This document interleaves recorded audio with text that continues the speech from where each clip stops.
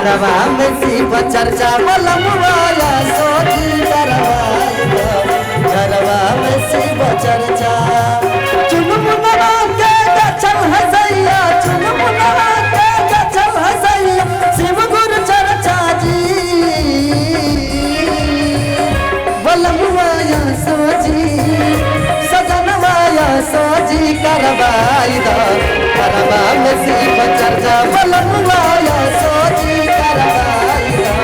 घरवा में शिव चर्चा बलमुआया सोची करवाई घरवा में शिव चर्चा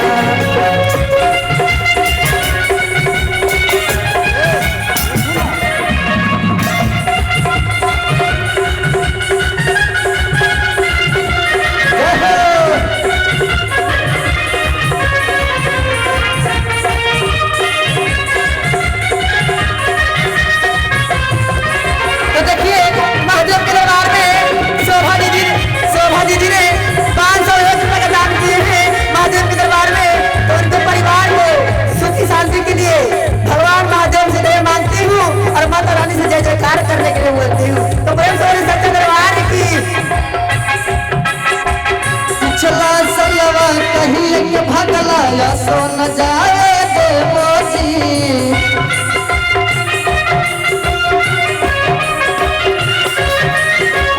उनके ही गिर बस खेला तब दुनिया में लाल नवाजी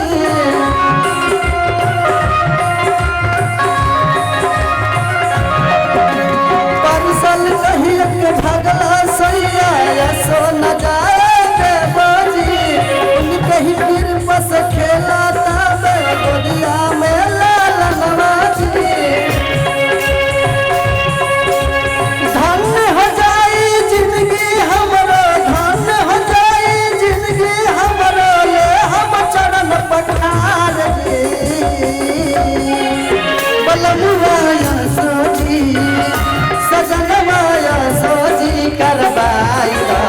घरवा में शिव चर्चा बलमुआया सोची करवाई घरवा में शिव चर्चा बलमुआया सोची करवाई घरवा में शिव चर्चा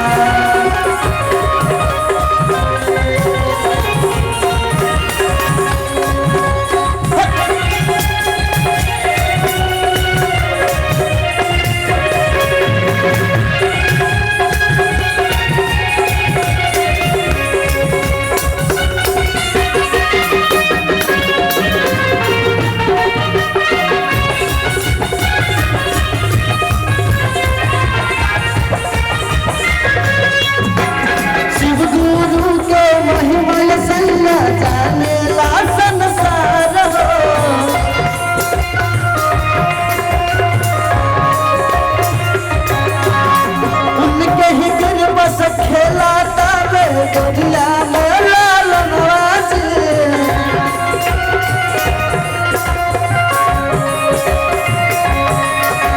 शिव गुरु के महिमा सैया जानेला संसार जी उनके ही गिर बस खेला तब गोदिया में लाल नवाजी धन्य हो जाए जिंदगी हमरो धन्य हो जाए जिंदगी हमरो पठार बलमुआया सोची सजनवाया सोची करवाई घरवा में शिव चर्चा बलमुआया सोची करवाई घरवा में शिव चर्चा बलमुआया सोची करवाई घरवा में शिव चर्चा बलमुआया सोची करवाई घरवा में शिव चर्चा बलमुआया सोची करवाई घरवा में शिव चर्चा